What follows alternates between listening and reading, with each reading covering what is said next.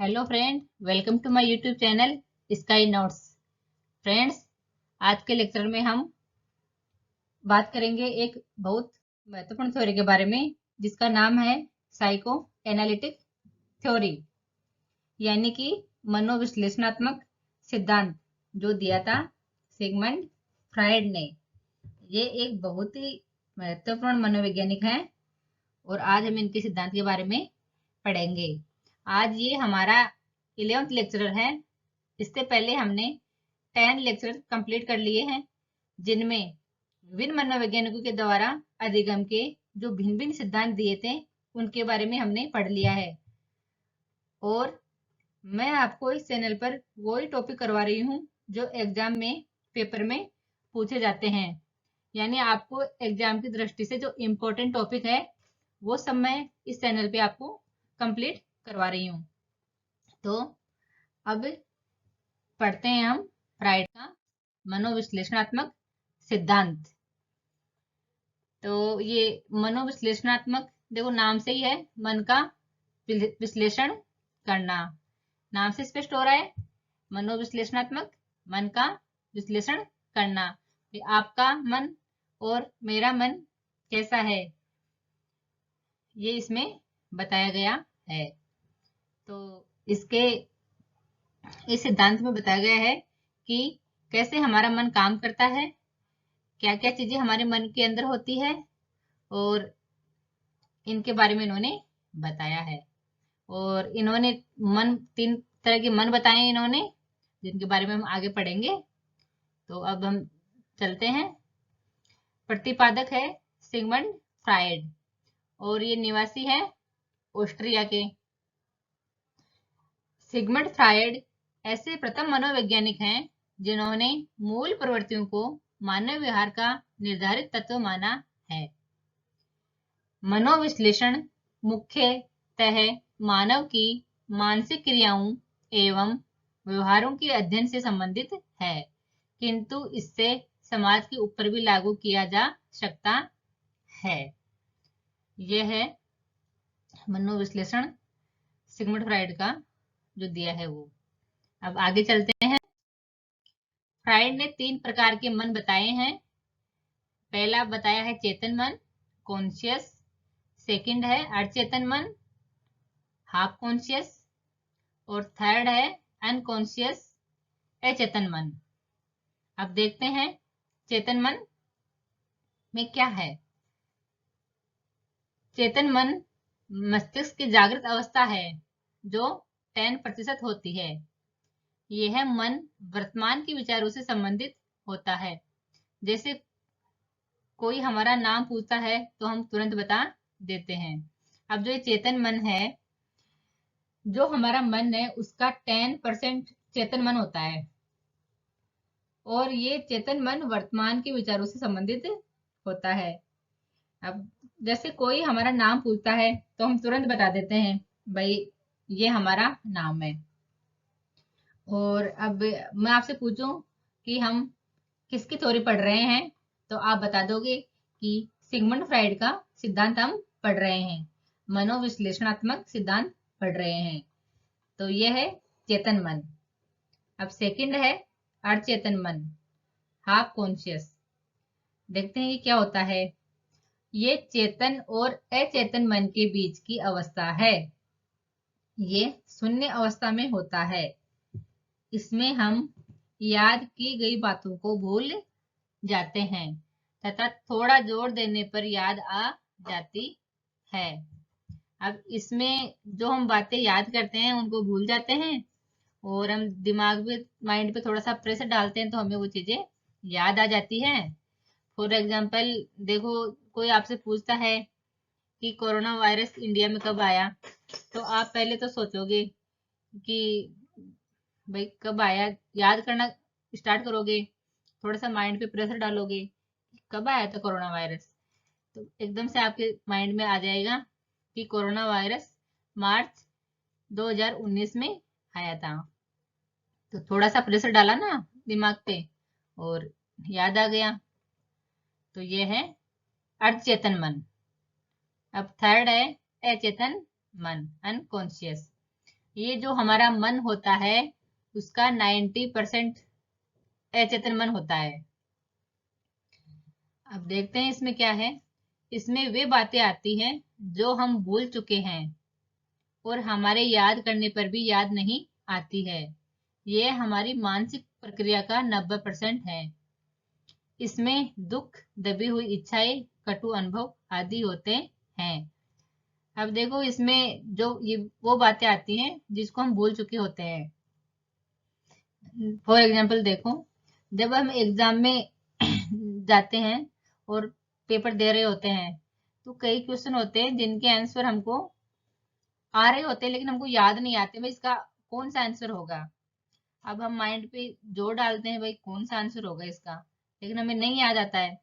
और जो ही हम पेपर देके एग्जाम एग्जाम हॉल से बाहर निकलते हैं और हमको तुरंत उनका आंसर पता चल जाता है कि हाँ यार उसका आंसर तो वो होगा। हम अपने फ्रेंड्स को बताते हैं कि मुझे ये वाला क्वेश्चन एग्जाम में याद नहीं आया और अब याद आया है। तो ये अचेतन मन की स्थिति होती है। ऐसा अचेतन मन में होता है। तो फ्रेंड्स, आई होप आपको चेतन मन, अचेतन मन और अचेतन मन समझ में आ गया होगा। अब हम आगे चलते हैं। अब मन के आधार पर फ्राइड ने व्यक्तित्व को 3 भागों में बांटा है। जो व्यक्ति का व्यक्तित्व है उसको फ्राइड महोदय ने 3 भागों में डिवाइड किया है। पहला है इड, और दूसरा है ईगो, और थर्ड है सुपर ईगो। अब हम देखते हैं इड, इदम, इसमें क्या क्या होता है। यह व्यक्तित्व का जैविक तत्व है। इदम एक जन्मजात प्रवृत्ति है। इसके अंतर्गत व्यक्ति की शारीरिक और मूल आवश्यकताएं आती हैं, जैसे भूख, प्यास, सेक्स आदि। यह सामाजिक मान्यताओं और नैतिक मूल्यों की परवाह किए बिना इच्छाओं की पूर्ति पर बल देता है। यह अचेतन मन में काम करता है। सुख, लाभ, लक्ष्य तुरंत प्राप्त करना चाहता है, वह भी बिना किसी बाधा के। स्वार्थी स्वभाव का होता है। अब देखो ये जो हमारा इड है, इदम,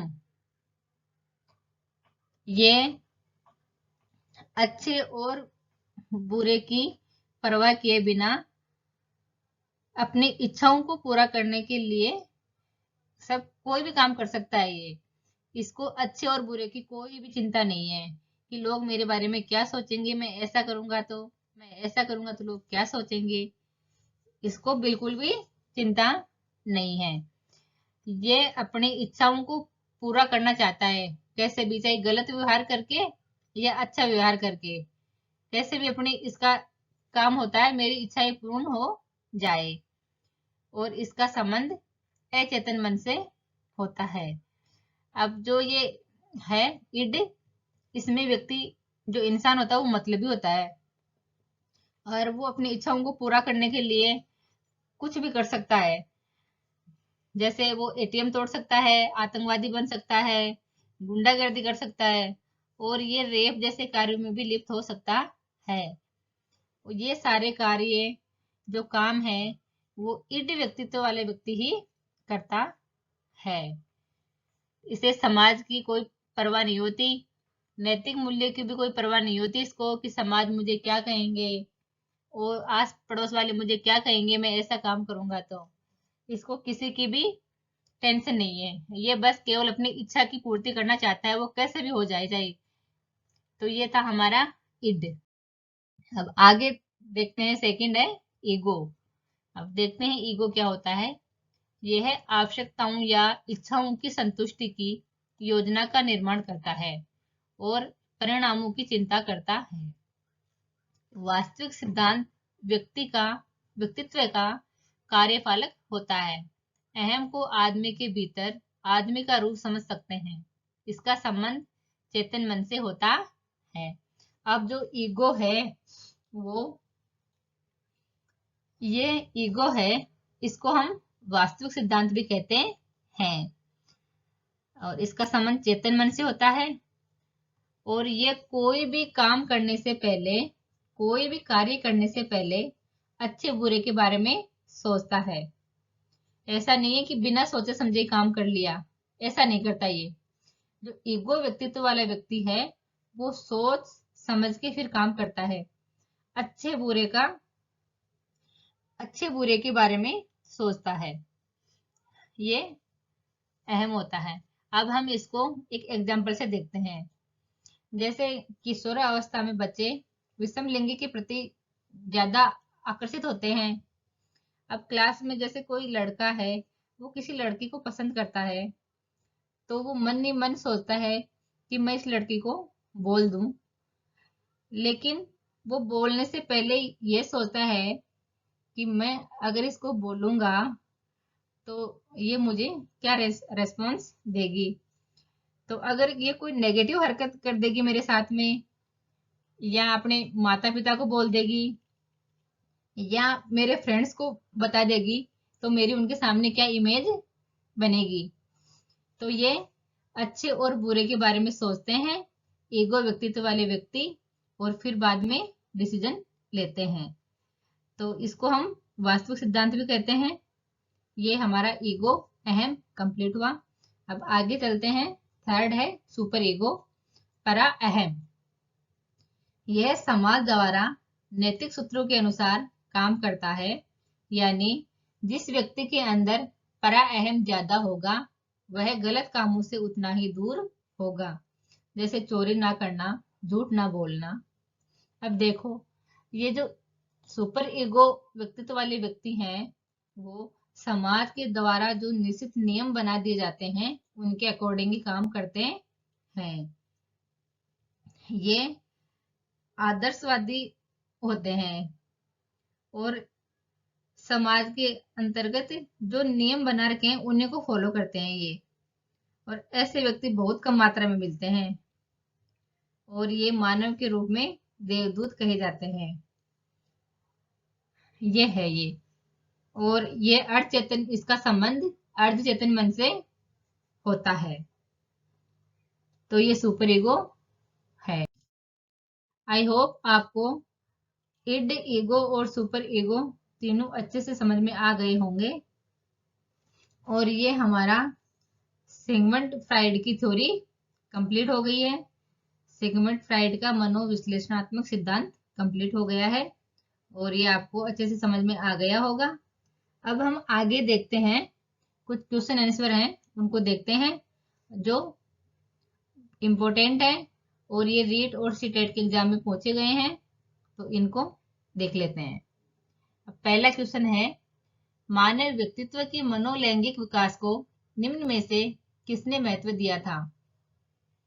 तो ये मनोलैंगिक विकास को सिगमंड फ्राइड ने महत्व दिया था। डी इसका आंसर है,